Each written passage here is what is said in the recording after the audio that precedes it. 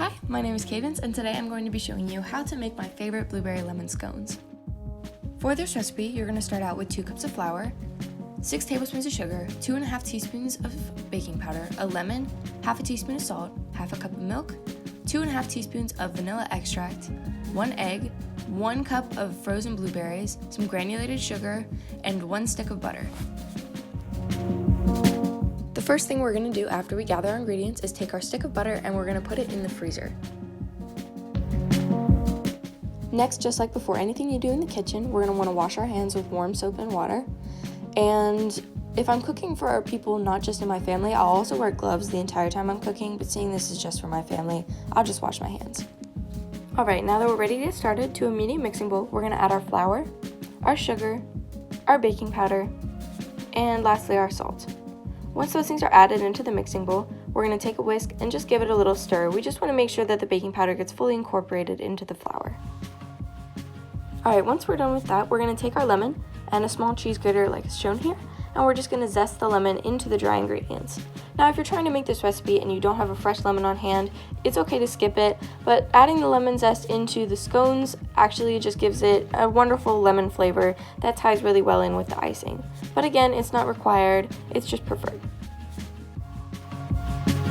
Okay, now that we're done with our lemon, we're going to take our butter out of the freezer and we're also going to take a cheese grater. Now most recipes are going to tell you to take the butter and take a butter knife and cut it into small pieces into the flour until it resembles small crumbs. While this is an alternative way of using the butter, I found that the most realistic and easiest way is to take a cheese grater and just grate it into the flour. Now after we're done grating it into the flour, it's going to kind of look like a mountain, and we're just going to toss it in the flour. Now we're not trying to combine the butter with the flour, we're just trying to coat the butter flakes. So it should look like this at the end. Okay, now that we're done with our flour butter mixture, we're going to take a small mixing bowl, and first things first, we're going to crack our egg into the mixing bowl. After the egg is cracked into the bowl, we're just going to take a fork and we're going to mix it until the egg yolk and the white are a little bit mixed up. And then once that's done, we're going to add our vanilla extract and our milk into that mixture.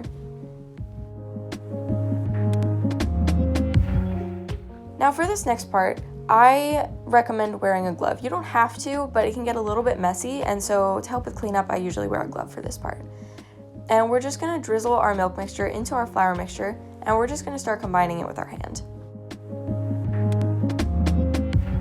Now the most important part of this step is that when you're mixing the milk and the flour mixture, you don't want it to be a smooth batter, because you still want those butter flakes when the scones are fully baked, because that'll give it a really flaky consistency. So you just want to mix it until it's good enough that there are no spots of flour or spots of milk that aren't combined, but not so much that it resembles a smooth batter. So it should look like this when you're done with it. After that, we're going to add our frozen blueberries into the mixture. And again, we're just going to mix it up with our hand.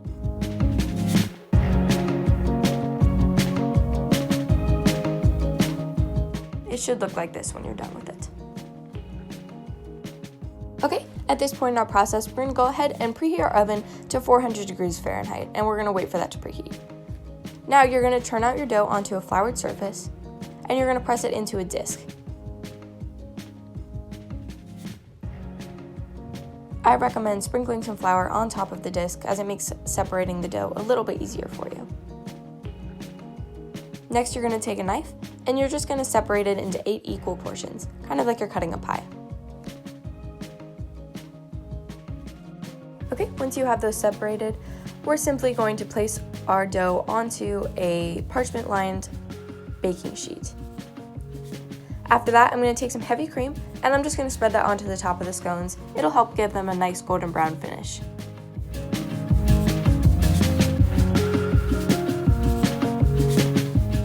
Now our next step is optional, but we're going to take the granulated sugar and we're just going to spread it on top. You don't have to do this. I find that it gives it just a little bit more of a crunch on top. Now we're going to pop our scones into the oven for about 20 to 22 minutes until it gets a golden brown finish. At this point, we're going to take a small bowl and we're going to add in our powdered sugar.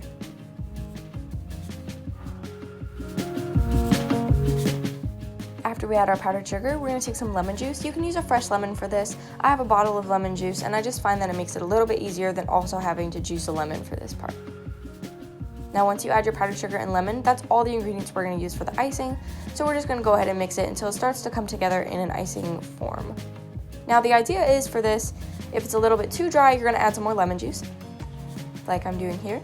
And if it's a little bit too soupy and too runny, then you're going to add a little bit more powdered sugar.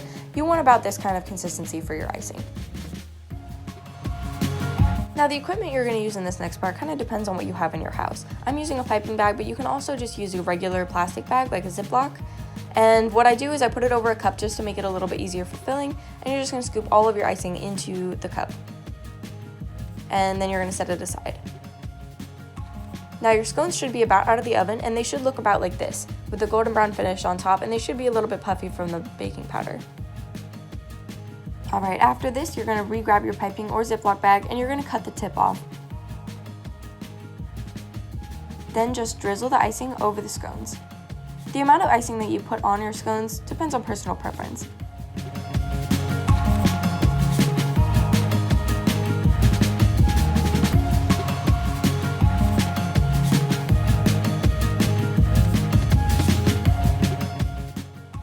For this time, I even went back over the scones with the icing just to add a little bit more. And there you have it, the perfect blueberry lemon scones. These scones are flaky and they have lots of blueberries and they're full of lemon and blueberry flavor.